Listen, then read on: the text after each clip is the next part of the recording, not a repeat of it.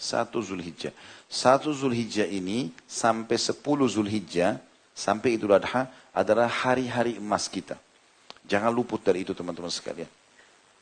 Ada hadis Bukhari yang mungkin antum sudah tahu, tapi saya mengingatkan diri saya dan juga teman-teman sekalian. Kata Nabi SAW, "Ma min ayyamin al-amalu salihu fiha ahabbu ila Allah min hadhil ayyam ya'nil ashr."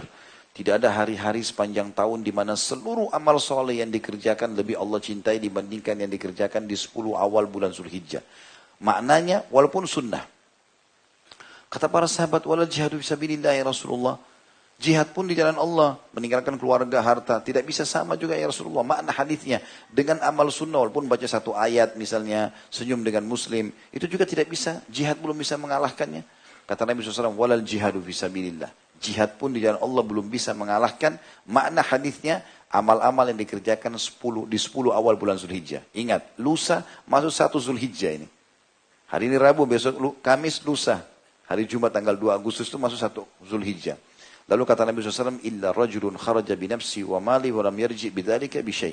Kecuali seseorang yang keluar membawa seluruh hartanya, membawa jiwanya, dan dia tidak membawa pulang keduanya. Artinya, senyum dengan seorang muslim di 10 awal Zulhijjah, sedekah dengan 1.000 rupiah, baca 1 ayat, itu bisa setara dengan pahalanya itu kalau orang keluar jihad, bawa seluruh hartanya, dia pun mati syahid baru sama. Maka ini tidak terulang kecuali setahun sekali.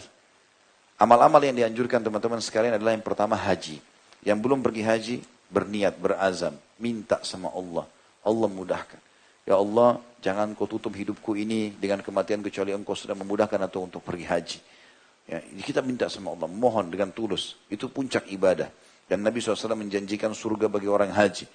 Wal haji mabrur laysa lahu jazaa illal jannah. Haji yang mabrur ikuti syarat dan rukun tidak ada balasan kecuali surga. Juga Nabi SAW menjanjikan untuk diijabah doanya. Setiap kali orang pergi haji dengan rezeki halal, dia kalau keluar, Allah ijabah doanya sampai dia pulang. Itu juga dijanjikan akan dibersihkan semua dosanya. Kata Nabi SAW, orang yang haji tidak rafath, mengucapkan kalimat syahwat pada pasangan yang tidak halal, tidak fusuk berbuat kejahatan, maka dia akan pulang seperti baru dilahirkan oleh ibunya. Ini pahala yang sangat besar. Mohon kepada Allah SWT, tidak ada yang mustahil. Kemudian yang kedua adalah berkurban. Ya, dan usahakan berkurban. Berkurban juga dengan hewan yang terbaik, yaitu domba.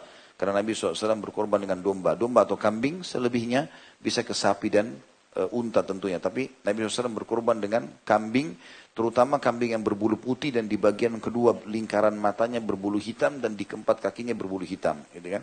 Tapi boleh hewan mana saja. Yang paling afdal domba tentunya. Karena Ibrahim AS pada saat tidak jadi menyembelih Ismail, maka diganti dengan domba. Kemudian yang ketiga, sholat idnya. Jangan ketinggalan sholat Idul Adha. Karena Allah SWT mengatakan, "Fasalli li rabbika wanhar." Sholatlah Idul Adha itu dan berkurban setelahnya. Gitu kan? Yang keempat, berpuasa selama 9 hari. Mulai dari awal Zulhijjah 1 sampai 9 Zulhijjah. Tanggal 10 nggak boleh puasa karena Idul Adha. Ya. Kalau antum tidak bisa 9 hari ini puasa, maka berapa hari saja. Kalau tidak bisa juga, jangan ketinggalan hari 9. Atau tanggal 9-nya. 1 hari sebelum Idul Adha. Dikenal dengan hari Arafah. Dalam hadis Bukhari Muslim ditanya Nabi SAW tentang puasa hari Arafah, beliau mengatakan membersihkan dosa-dosa 365 hari yang lalu, setahun yang lalu, dan 365 hari ke depan. 730 hari dimaafkan oleh Allah hanya dengan 1 hari puasa. Dari subuh sampai maghrib, sabar. 1 hari ini keutamaan yang besar. Ini akan antum lewatin berapa hari lagi. Lingkarin baik-baik, di handphonenya ditandain.